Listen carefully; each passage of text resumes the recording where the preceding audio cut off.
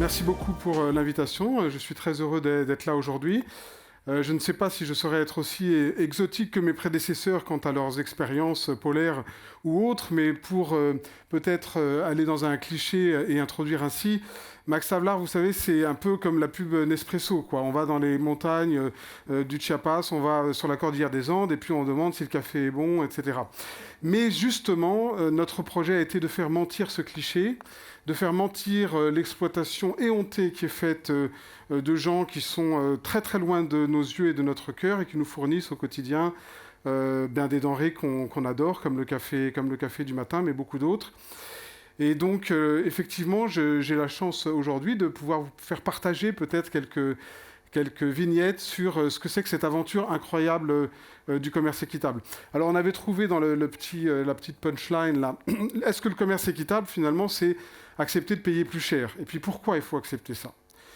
Et effectivement, devant un parterre d'entrepreneurs, l'évidence est là. Le principe même de l'entreprise, c'est sans doute de rationaliser et d'acheter au meilleur prix ce qu'on doit acheter comme bien ou comme service. Or, c'est très contre-intuitif, mais les filières de commerce équitable ne commencent pas par là. Elles commencent par autre chose. Elles commencent par poser la question, est-ce que ce que je vais acheter, je vais l'acheter à un juste prix, à un prix équilibré, à un prix équitable? C'est un mot valise, hein. Mais derrière, il y a des choses extrêmement techniques et je vais vous en dire un mot. Donc on a un peu un renversement de ce que c'est qu'on pense être la rationalité entrepreneuriale ou managériale, mais en fait pas du tout. En fait pas du tout, ce sont simplement des démarches qui visent à s'ancrer au cœur de l'économie, peut-être demain dans vos entreprises, en proposant simplement une nouvelle manière de faire. Donc on fait la même chose, mais autrement. On fait les mêmes produits, mais autrement, avec des nuances. Et bien souvent, il a le même goût, le produit. C'est la mécanique économique qui est derrière, la microéconomie, l'équilibre du modèle qui est un peu différent. Voilà, donc je vais essayer en quelques minutes de vous démontrer, je l'espère, que ce n'est pas acheter plus cher le commerce équitable, c'est surtout acheter mieux. Alors à titre personnel, ça a été dit, et je ne vais pas m'étendre du tout là-dessus, mais effectivement, comme peut-être beaucoup de jeunes entrepreneurs, je me suis posé la question, il y a déjà assez longtemps, sur que faire, comment changer le monde. Et mon intuition était peut-être celle que, comme beaucoup, c'est la loi qui change le monde. Et on se pose encore aujourd'hui, à lire nos débats, à écouter les médias, la question tous les jours, est-ce qu'une loi change la réalité? Qu'est-ce que vous en pensez? Qu'est-ce qu'on en pense collectivement? En tout cas, moi, à 25 ans, c'est ce que je croyais. Et donc, j'ai été pas mal dans des expériences professionnelles, institutionnelles, dans des ministères ou autres, à essayer d'instaurer des cadres légaux obligatoires pour essayer de dompter le cheval sauvage du commerce, entre guillemets, qui bien souvent, par ses écarts, est puissant et performant, mais fait aussi quelques victimes. Et pour vous donner juste un exemple parmi beaucoup d'autres, mais j'ai beaucoup travaillé il y a 20 ans ou 30 ans sur la question du reporting. Et notre intuition à l'époque, au ministère de l'Environnement, ça s'appelait à l'époque, c'était qu'il ne fallait pas obliger les entreprises à faire, mais commencer par leur demander, les obliger à dire ce que vous faites. Combien il y a de femmes cadres au COMEX? Combien il y a de travailleurs handicapés dans l'entreprise? Combien on paye les gens? Comment on poursuit ses achats, etc., etc. C'est ce qu'on a appelé le reporting développement durable. Et il est né en 2001, à l'époque, dans ce très petit ministère de l'Environnement. Donc voilà un détour. Après, j'ai fait un autre détour parce que j'étais déçu, bien sûr, hein.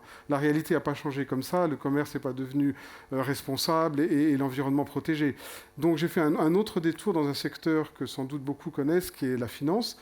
Et là aussi, j'ai eu la conviction ou l'espérance que celui qui paye, celui qui apporte les capitaux, a la main pour changer les choses, a la main pour faire des produits meilleurs, pour faire des services meilleurs pour la planète, pour les hommes et pour nous tous. Et donc j'ai passé beaucoup d'années dans la finance et pour me rendre compte quand même à la fin que bien souvent, le financeur dépend du financé. Et que s'il n'a pas des gens à qui prêter son argent, eh bien, il n'a pas de fonction dans la société. Et donc, il a beaucoup moins qu'on ne le pense la possibilité de mettre des conditions, de dire « je te finance si ton produit est vert, je te finance si ton produit est juste, etc. etc. » Et donc, c'est pour ça qu'aujourd'hui, je suis dans un autre domaine qui est celui des produits du quotidien.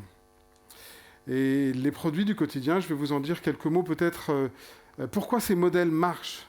Pourquoi le commerce équitable, malgré qu'il ait 30 ans, est tout au début de sa vie? Il est tout au début de sa vie parce qu'il est en train de sortir d'un commerce de niche pour devenir progressivement une norme. Parce qu'il touche à des fondamentaux qui sont à la fois, je dirais, sociétaux, environnementaux, humains, business, qui sont des fondamentaux justes, pertinents.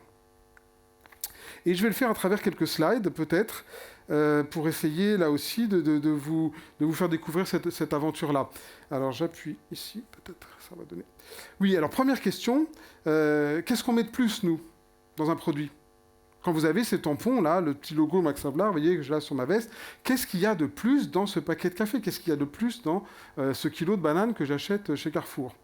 Eh bien, voilà ce qu'on y met. Nous, on y met 4 denrées fondamentales à travers un cahier des charges qui est écrit précisément. Premièrement, on y met un bloc économique. Ce n'est pas les mêmes conditions, ce n'est pas le même prix, pas toujours le même prix, pas toujours le même préfinancement, pas toujours le même système de garantie de livraison, etc. Deuxièmement, on a mis un pilier social.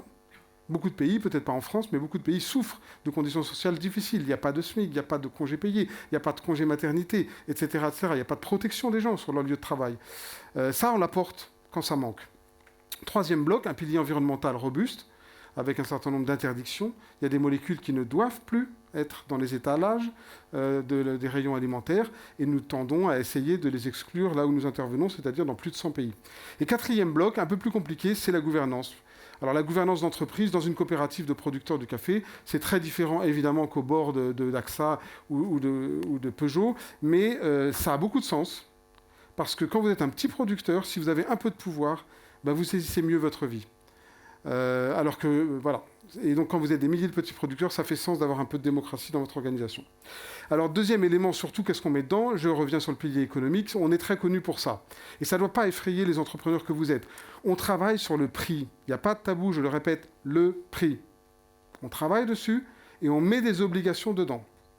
Encore une fois, ça paraît contre-intuitif. Eh bien non, la ligne que vous voyez, c'est la ligne Max Havelaar. Et vous avez 2 millions de paysans sur leur smartphone qui peuvent recevoir le prix que nous considérons comme équitable et qui peuvent exiger de leur acheteur qu'il l'applique. Ou alors, il n'y a pas le tampon, il n'y a pas de label. Donc vous voyez le flux erratique du cours du café mondial à la bourse, bien souvent en dessous de la ligne grise en bas, c'est-à-dire les coûts de production. Votre café du matin, excusez-moi, mais à 90%, il détruit des entreprises. Parce qu'il est en dessous du coût de production. Ce sont des gens qui vivotent, qui font comme ils peuvent, et qui n'ont pas le choix que de vendre une denrée sans que leur coût soit couvert. Donc on détruit des millions et des millions de petites entreprises basées sur des petites parcelles qui fournissent des biens essentiels à notre alimentation. Et cette stabilité, eh bien, c'est une vertu entrepreneuriale majeure. C'est ça leur assurance à eux, c'est de pouvoir compter sur un prix stable. Ce n'est pas un prix de richesse. Hein, ils ne vont pas, grâce au prix Max Havelaar, cette ligne que vous voyez, ils ne vont pas tout d'un coup accéder à la richesse, mais ils vont avoir la stabilité pour entreprendre. Alors, deuxième question, on contrôle comment ? Parce que là, bien sûr, dans la complexité des supply chains mondiales, on nous pose tout le temps cette question. Vous prétendez que c'est équitable, mais ça marche comment ? Alors, je ne peux pas rentrer dans le détail. C'est notre quotidien, on est 45 à Nanterre, on est 1000 au niveau mondial. Notre ONG est une ONG très professionnalisée, très experte, et donc ce genre de schéma, c'est ultra simplifié par rapport aux supply chains que l'on adresse. C'est-à-dire des dizaines de milliers de produits dans des dizaines de pays. Mais grosso modo, l'idée, elle est celle-là. Vous mettez un casque, une lampe frontale, et puis vous partez en spéléologie dans les supply chains mondiales. Et vous essayez de voir qu'est-ce qu'il y a derrière. Vous avez peut-être un catalogue en disant, c'est ça le produit, le meilleur rapport qualité-prix délai, c'est ça que je veux. Mais derrière ça, il y a des gens, il y a des territoires, il y a des vies. Et nous, c'est un peu ça, la lampe frontale que l'on met et qu'on essaye avec l'entreprise d'aller explorer. Quel est votre supply chain exactement ? Et est-ce qu'à chaque maillon, on peut faire intervenir un auditeur Max Havelaar pour qu'il contrôle si les conditions sont correctes ? Troisième question. Pardon, ça marche. Voilà. On répartit comment la valeur ? Et là, vous êtes au cœur du réacteur. Alors, j'ai pris des schémas, excusez-moi, j'ai fait vite, j'ai pris ça sur un... ils sont un peu anciens, ils ont une quinzaine d'années, mais c'est pas grave, c'est l'idée qui compte. Un produit, c'est une accumulation de coûts construits, consolidés, et à la fin, un prix de vente. Et vous voyez, dans l'exemple du café ou dans l'exemple de la banane, que nous, on va intervenir principalement sur le premier maillon. C'est-à-dire le maillon le plus vulnérable, le maillon faible, au bon sens du terme, au sens noble, qui est souvent le producteur agricole. Et lui, on va essayer, avec tous les leviers et toutes les forces possibles d'agrandir un petit peu son espace. D'étendre, vous voyez, dans la banane, on est 12 centimes dans une banane conventionnelle à la production, on va tirer ça vers 18, vers 20, vers 25, sur un kilo, un kilo à 2 euros. Donc la petite part, les 5 ou 10% qui vont aux gens les plus pauvres, on va essayer de pousser les murs. C'est ça le principe de Max Havelaar. C'est pour ça qu'on a été créé. Et ils sont très nombreux. Hein. Notre alimentation repose sur 800 millions à 1 milliard de personnes qui nourrissent les 7 autres. Enfin, qui se nourrissent eux-mêmes et qui nourrissent les 7 autres. C'est un maillon essentiel de la sécurité globale dans le monde. Et sur le café, c'est pareil, on va essayer de pousser. Et on va le faire en fixant le fameux prix qui était dans la question 1, vous voyez, c'est-à-dire en disant tu ne peux pas acheter, toi trader basé à Rotterdam ou basé au Havre, tu ne peux pas acheter ce container si tu ne payes pas ce prix minimum, sinon tu n'as pas le label. Quatrième question, on s'organise comment? Alors là, c'est trop complexe, je ne peux pas vous faire une conférence d'1 heure, mais juste une vignette pour vous dire, il y a plein de métiers. Quand vous voulez changer le commerce, vous avez intérêt, 1, à vous lever tôt, et 2, à faire plusieurs métiers en même temps. Alors, les quelques-uns, à gauche, vous voyez d'abord le cahier des charges. Donc, on écrit des cahiers des charges techniques qui correspondent à des produits. Si vous ne savez pas parler à quelqu'un qui est un mûrisseur de bananes, vous n'allez pas lui expliquer comment il peut changer son métier et être plus équitable. Donc, il faut être très expert, très précis. Deuxième bloc, mesurer l'impact. Nous sommes une organisation à impact. Je vous ai parlé, on est 1000 personnes, on touche à peu près un marché de 15 milliards d'euros en produits de vente final. Et on a des volumes parfois gigantesques. Mais encore faut-il mesurer le bien que ça fait. Max Havelaar, c'est 10% du cacao mondial. Tout le monde l'ignore. C'est-à-dire que c'est 500 000 tonnes.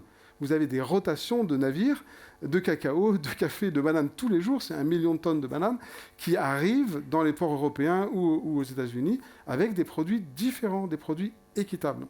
Et donc, il faut mesurer l'impact et derrière savoir le bien que ça fait pour maintenir l'engagement des entreprises. Troisième point, c'est le service à ces entreprises en question. Il faut faciliter. Ce n'est pas demain, en 3 minutes, que vous pouvez changer une gamme de tablettes de chocolat, que vous pouvez changer une gamme de fleurs, une gamme de café, etc. Donc on est là pour ça. Quatrième métier, il faut mobiliser. Si les gens n'achètent pas, tout s'arrête.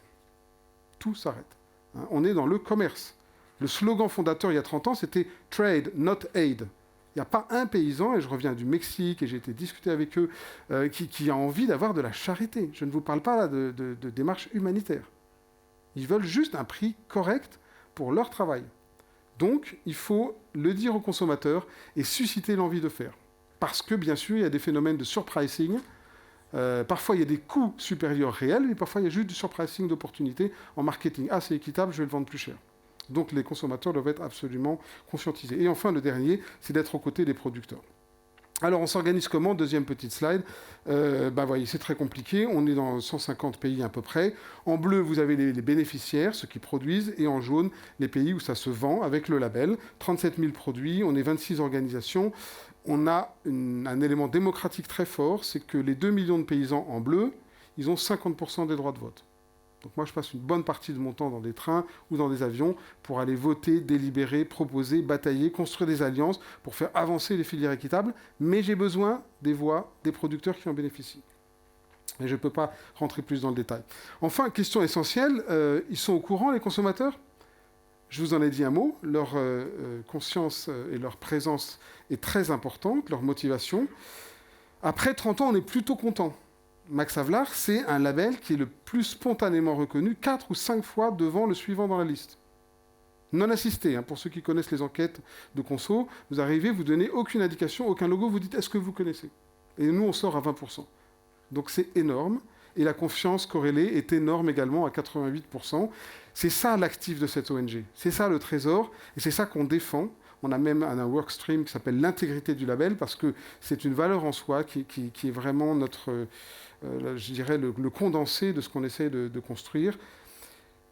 Ça marche ou ça ne marche pas, ça fait vendre. Je vous ai donné un chiffre tout à l'heure. Ça, c'est les chiffres en France.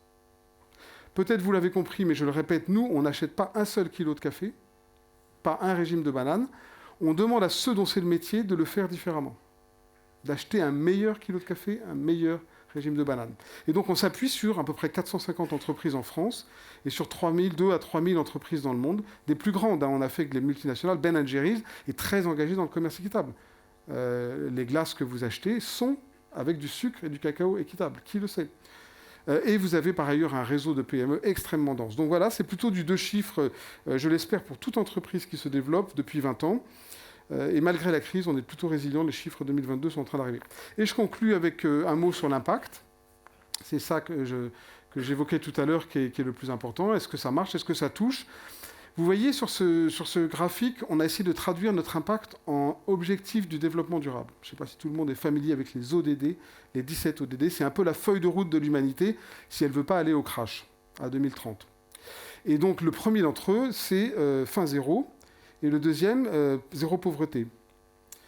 Donc en jaune et en rouge. Donc logiquement, si vous achetez mieux à des paysans vulnérables partout dans le monde, vous allez avant tout leur permettre de mieux se nourrir et de sortir peu à peu de la pauvreté. Mais ce graphique, je l'ai mis à dessein parce qu'il est également trompeur. Et je vais conclure là-dessus. Il est trompeur parce qu'en fait, c'est beaucoup plus que ça. C'est beaucoup plus que ça, et ça nous rappelle une vieille loi essentielle des mécanismes économiques, et qui est d'ailleurs documentée aujourd'hui par des prix Nobel d'économie. C'est que quand quelqu'un a de quoi survivre, a de quoi se nourrir, et a une petite marge de manœuvre pour investir, eh bien, il prend les meilleures décisions pour lui-même. Ce n'est pas une agence de l'ONU, ce n'est pas une ONG comme Max Havelaar, ce n'est pas je ne sais quel père la morale qui peut dire à quelqu'un de pauvre quelles sont les bonnes décisions pour sa microéconomie à lui, pour son environnement. Il peut le faire. Le problème, c'est qu'il n'a pas les moyens de peser. Et ce que nous faisons avec le commerce équitable, c'est que nous redonnons des marges de manœuvre à des millions de gens pour peser et choisir leur vie. Je vous remercie.